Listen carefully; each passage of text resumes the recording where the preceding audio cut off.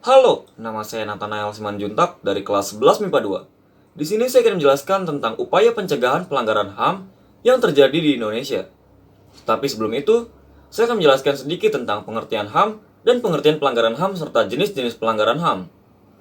Jadi, HAM atau hak asasi manusia adalah suatu konsep hukum dan normatif yang menyatakan bahwa setiap manusia memiliki hak yang melekat dalam dirinya, karena ia adalah seorang manusia. Dan HAM berlaku kapanpun, dimanapun, dan kepada siapapun. Karena itu, hak asasi manusia bersifat universal dan prinsipnya tidak bisa dicabut. Sedangkan, pelanggaran HAM adalah suatu tindakan seseorang atau kelompok tertentu yang secara tidak sengaja ataupun disengaja di dalam hukum berusaha membatasi, mengurangi, atau menghilangkan hak asasi manusia seseorang. Dan pelanggaran HAM memiliki contoh-contohnya. Yang pertama ada kejahatan manusia. Contoh dari kejahatan manusia adalah perbudakan, pembunuhan, penganiayaan yang menyebabkan cacat fisik atau mental, dan kejahatan apartheid. Yang kedua ada genosida. Genosida atau genosid adalah suatu pembantaian kepada suku-suku tertentu yang secara sistematis dan berusaha menghilangkan atau memusnahkan suku tersebut. Yang ketiga ada kejahatan ringan, yaitu pencurian, pencemaran nama baik, pengancaman, penghinaan, kekerasan yang sifatnya masih ringan, dan menghalangi orang lain untuk beraspirasi. Apapun jenis pelanggaran HAM tersebut, itu tidak akan memberikan dampak positif, melainkan akan memberikan dampak negatif bagi orang lain dan negara tersebut. Maka dari itu, kita perlu memberikan upaya pencegahan atau preventif guna mencegah hal tersebut terjadi. Dan seperti poster yang telah saya buat di samping,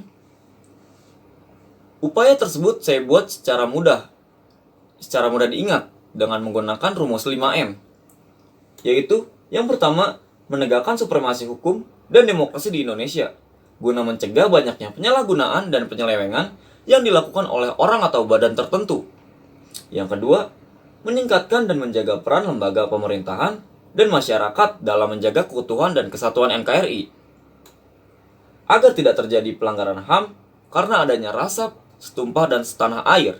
Yang ketiga ada meningkatkan penyebar luasan mengenai tentang HAM ke seluruh wilayah Indonesia, baik secara formal maupun informal, agar semua masyarakat dapat memahami apa yang dimaksud dengan HAM dan menjauhi segala jenis pelanggarannya. Yang keempat, meningkatkan rasa toleransi terhadap sesama tanpa memandang status, agama, budaya, maupun golongan orang tersebut. Hal ini amat sangat penting dilakukan, guna menciptakan suasana yang aman serta damai di masyarakat, dengan nantinya akan meminimalisir pelanggaran HAM. Yang kelima ada meningkatkan kerjasama antar kelompok atau golongan, supaya tidak terjadi perseteruan yang akhirnya menjatuhkan dan melanggar hak asasi manusia.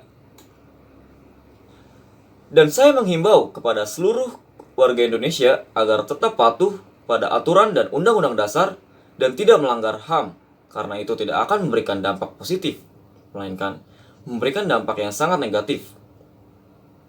Dan itu saja yang bisa saya sampaikan dalam video ini. Kurang lebihnya mohon maaf dan terima kasih.